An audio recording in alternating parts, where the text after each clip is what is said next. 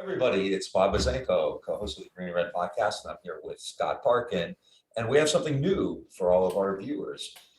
This is going to be the pilot of something we hope will become a regular segment of the Green and Red podcast. We're going to kind of do a weekend review segment to talk, mostly complain about something or some things that have occurred in the past 7 days.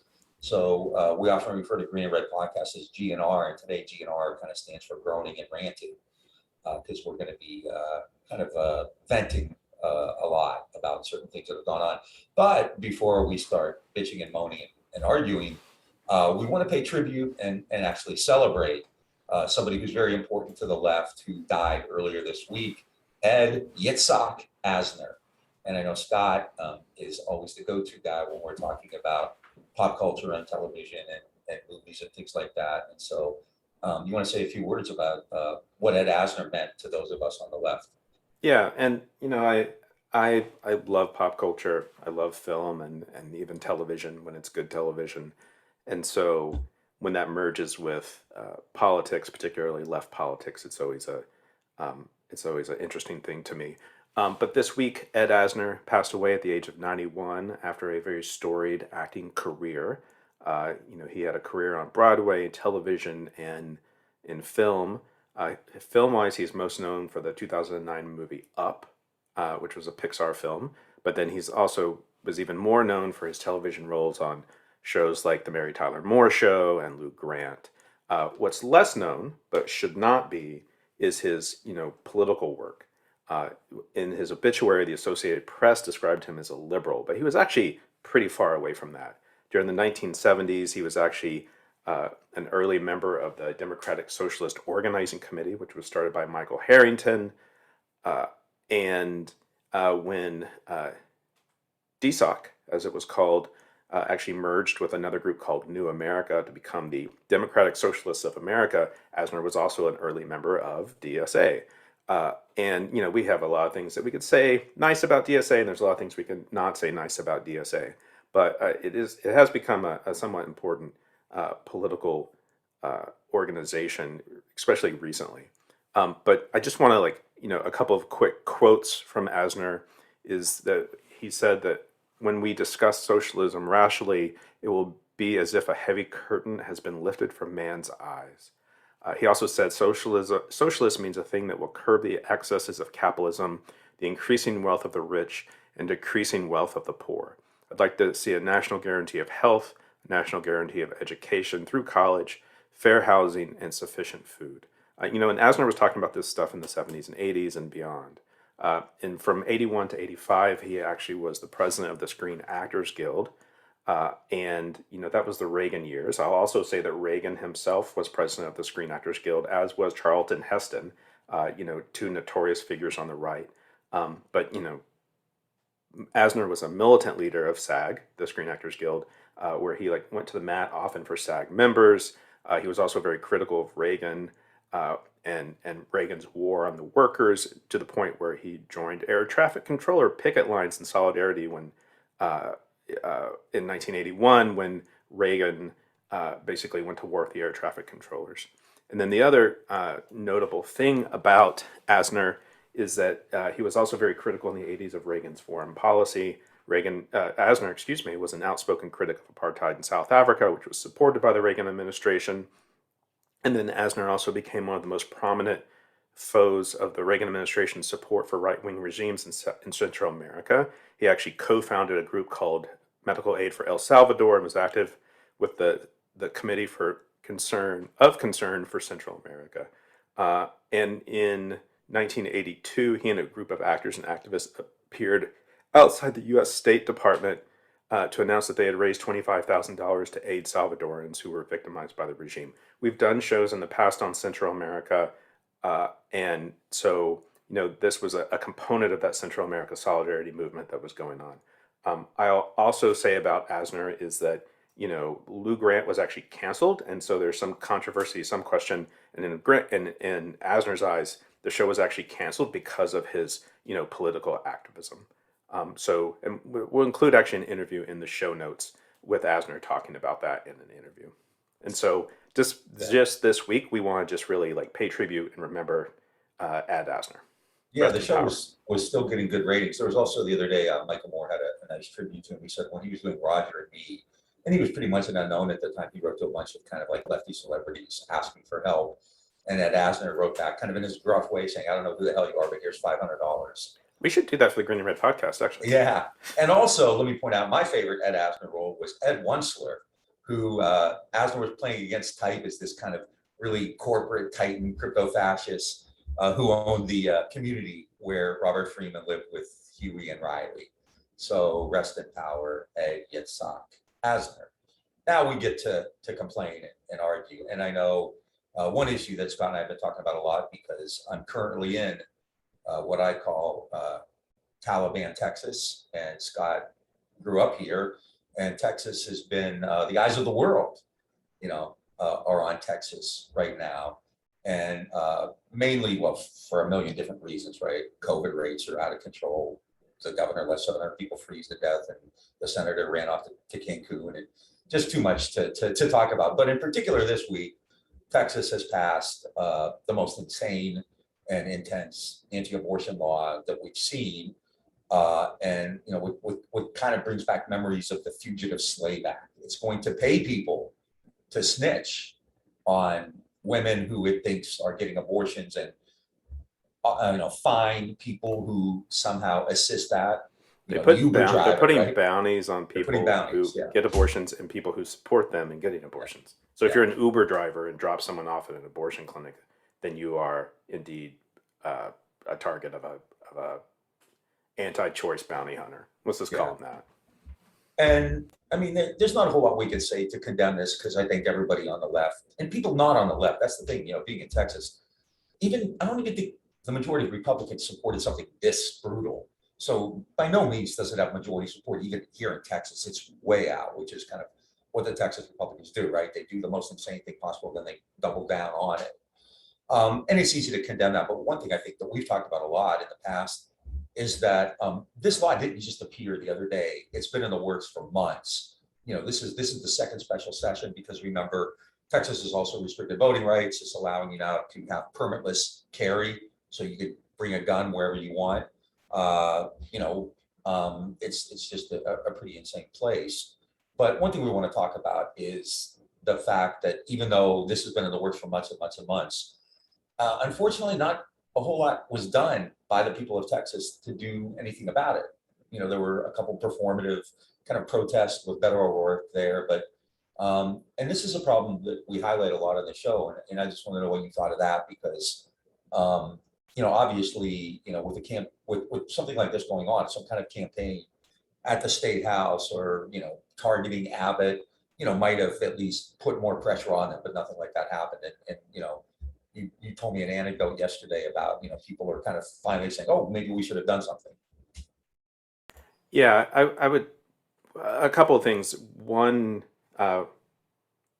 particularly since the end of the election season of 2020, we've seen red states, not just Texas, but red states, Florida, Georgia, lots of other states pass these really repressive voting rights bills. And so, like, a kind of constant critique you'll hear from the Green and Red podcast is that why aren't people mobilizing in the street? Why isn't there more direct action? And if there is direct action, then why isn't it getting more attention from the media or even the progressive media or even that like lefty podcast space, which, includes us, but we're, very loud on this issue. And so a sort of important thing to also note is that the movement, which is kind of the institutional left, for lack of a better description, is like been fairly like late to the game on this in many ways. And so, very much in support of like a multi-tiered approach to taking on these issues. I think litigation's good. I think supporting, politicians who are against voting rights and against, these restrictive like reproductive rights bills, all of that sort of stuff. I think that's important. But I also think we should be mobilizing people into the streets. People should be taking, direct action. There should be civil disobedience. And so, we're not seeing that in these states, like voting rights in Texas. That bill was also signed off on this week, as well as this abortion law. And so, we need more people mobilizing in the streets. People need to get their shit together, and we need to see like a lot of people in the streets. We're in that moment where we have been seeing people do that all over the country in many ways, but we're not seeing it on these issues, and it's a head scratcher Yeah. to be completely honest. I mean, And in some ways it's like this institutional left, which might be mobilizing people in the streets. They seem to be very beholden to the Democrats, and therefore the Democrats don't want to be seen that like they're losing control or they lack control over these wild street movements. They were happy with the George Floyd protests making Trump look unstable. They don't want that to happen to them. yeah. And I think, the liberals, the Democrats, the unions, NGOs, Planned Parenthood, I think deserve condemnation on this. It's easy to attack Abbott and the rest of these, Texas Taliban or whatever you want to call them. But the reality is that this thing has been in the works for a long time. And we talked about this last year with regard to Georgia and Stacey Abrams, who, did a great job of mobilizing voters, registering voters, and mobilizing them. And in return, now you have these repressive voter laws in places like Georgia, which are not only making it more difficult to vote, but are actually giving legislatures the right to overturn elections. And so it's really bewildering when in Texas, this thing has been in the works for months and months. You had 2 special sessions.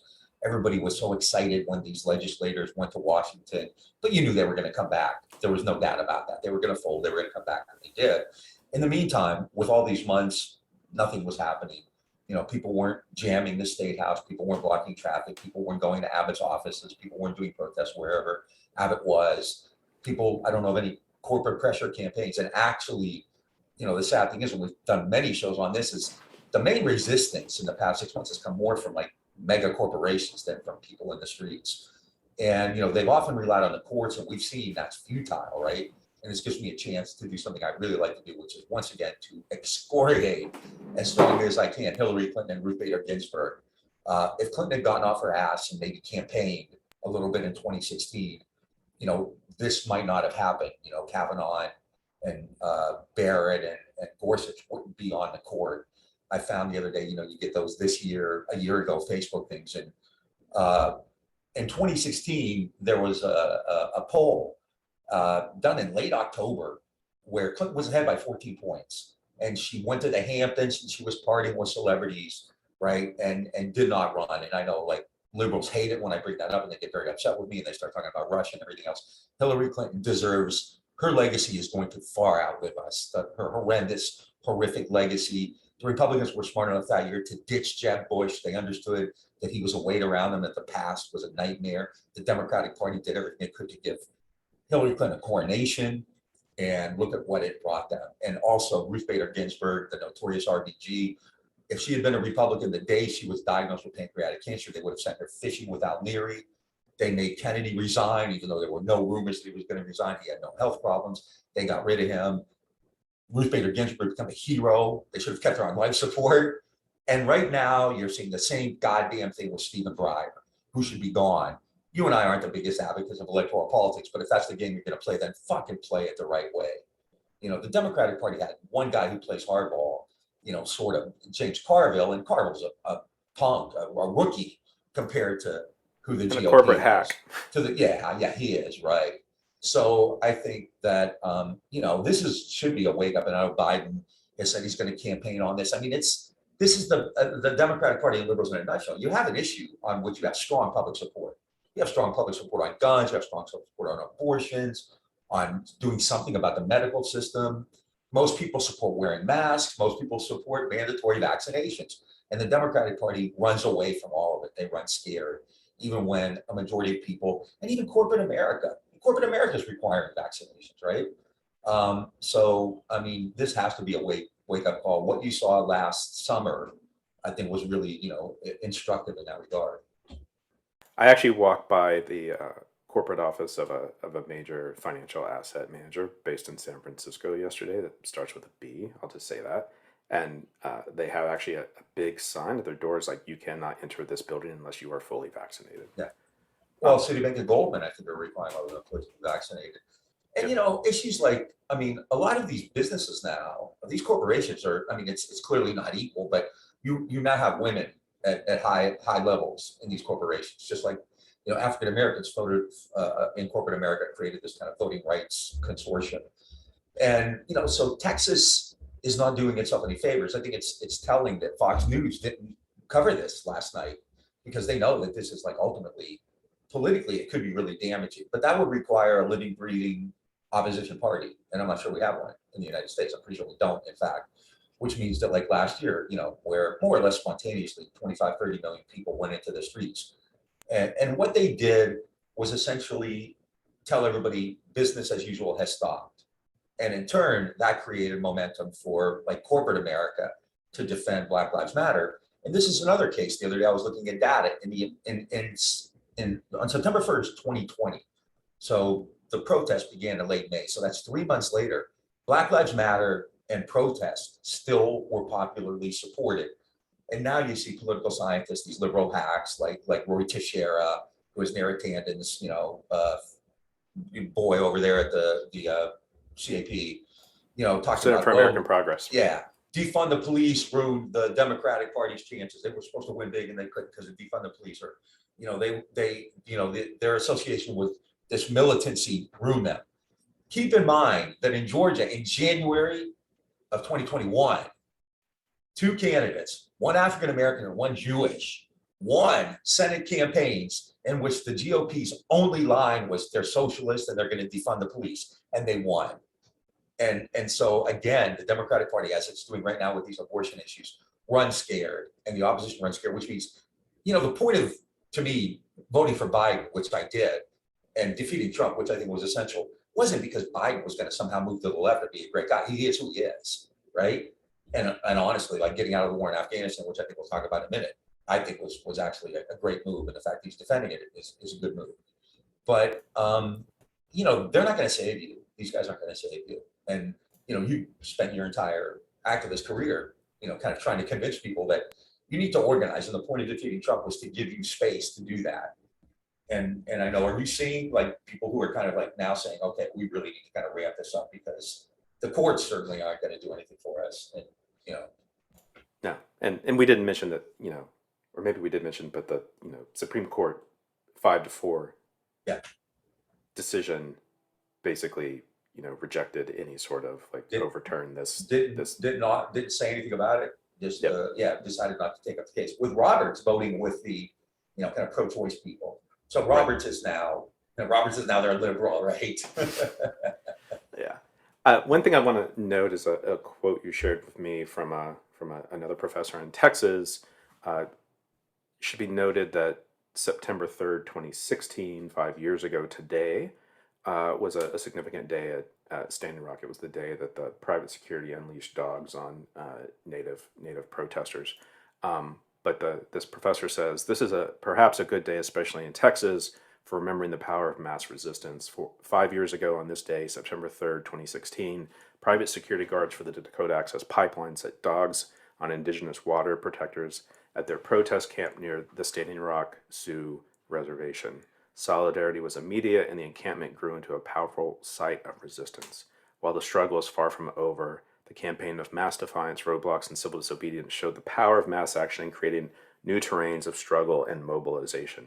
And so it should also be noted that when we have these bursts of activity of mass resistance, while it doesn't always seem like we're going to win in the moment, we're not going to overthrow the state, it's not going to be like a revolution, it's not going to be the following of like some dictatorial former Soviet republic or anything along those lines.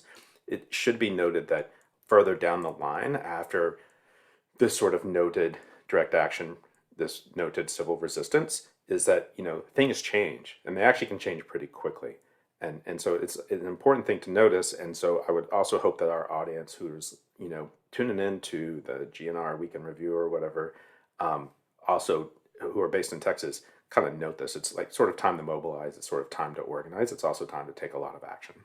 Yeah, and don't forget, which I should have started with, don't forget to subscribe to our YouTube channel. And we have all kinds of good stuff up there. Yeah, I mean, right now in Texas, I think most people are saying, well, we'll elect Beto O'Rourke in 2022 governor, which fine. I mean, Greg Abbott. I mean, you couldn't do worse than Abbott.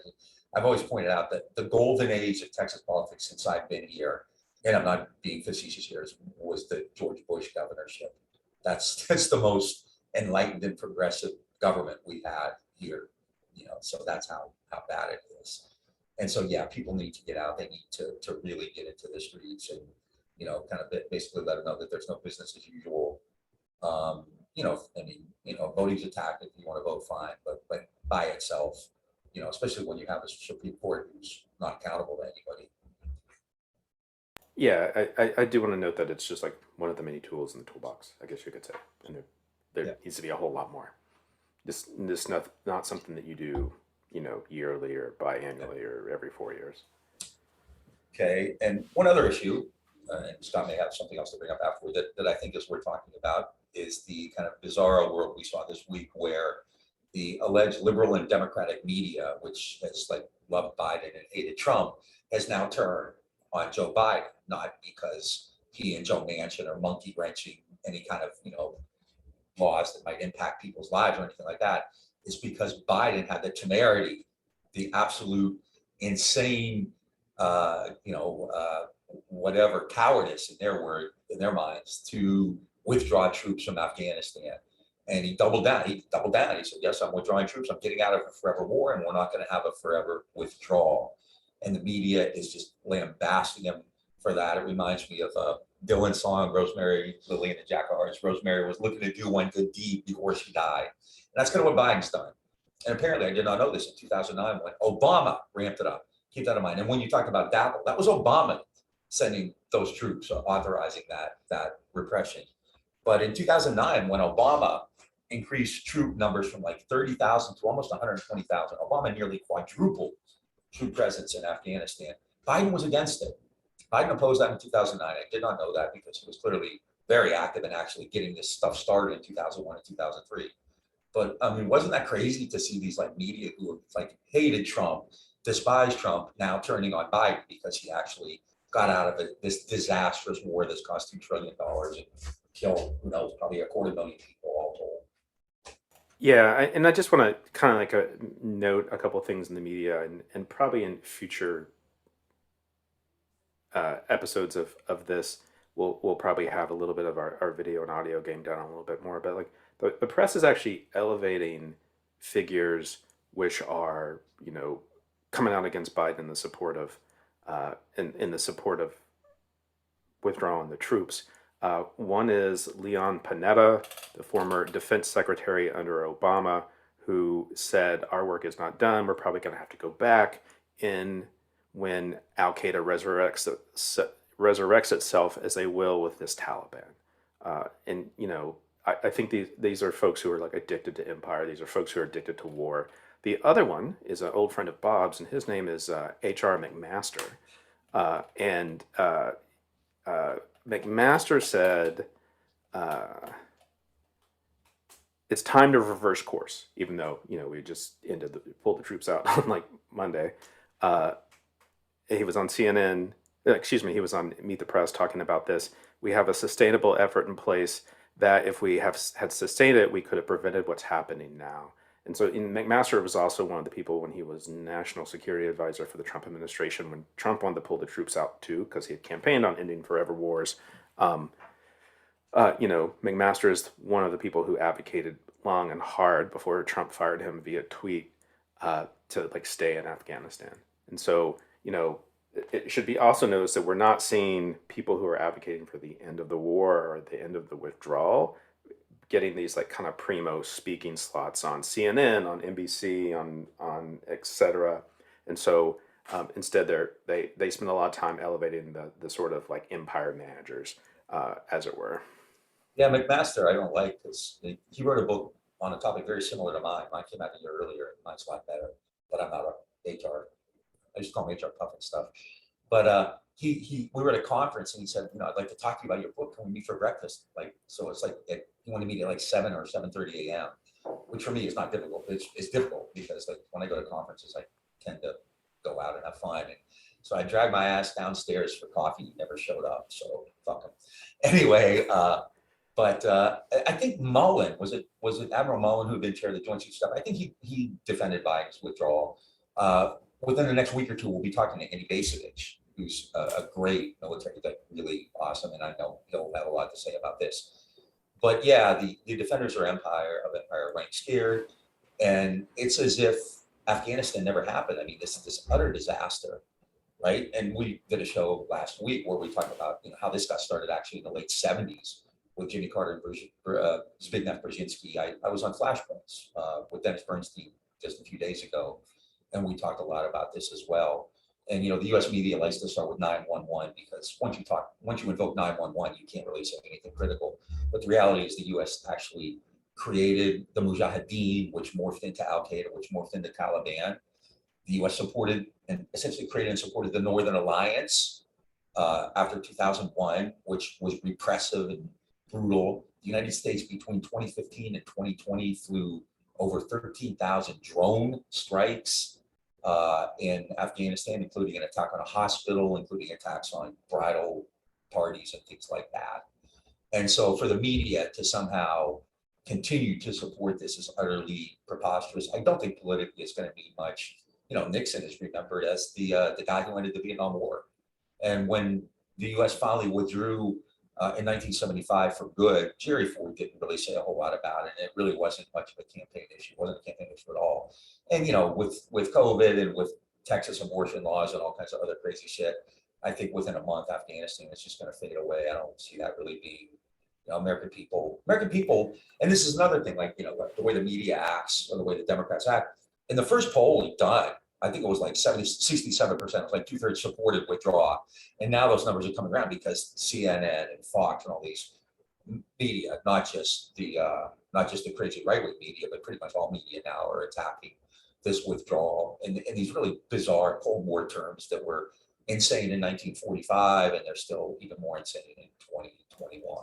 Yeah, it's worth noting that the liberal outrage machine, whether it's mainstream media or left Twitter or whatever, which was like, on a 3-week rant about Biden's shoddy withdrawal from Afghanistan, like it was going to go any other way. But now the outrage machine has turned itself to Texas.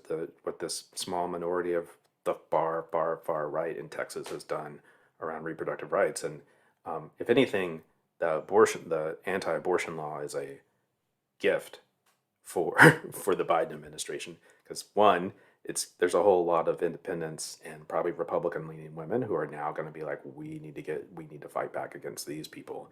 And then two, it's what Biden has basically said, oh, I'm going to totally campaign on this. Everything else is sucking for me and this is going to work. And then also it's taken the media attention away from Afghanistan, which was, beating up on him pretty badly. Yeah. Keep in mind too, though, this is the same party that was handed January 6th when the opposition actually incited violence inside the U.S. Capitol, and they haven't done anything with that yet. I mean, there's no consequences. And so, again, another reason, the Washington Journals of politics. The Washington Journals, that's another reason to get into the streets. And that's kind of, I think, if there's anything we would advocate, it's that, like, you can create autonomous society, you can create autonomous forms of politics, and you don't have to wait on the Democratic Party. That's a disaster in the making. It's always been fatal. The Democratic Party is a corporatist party.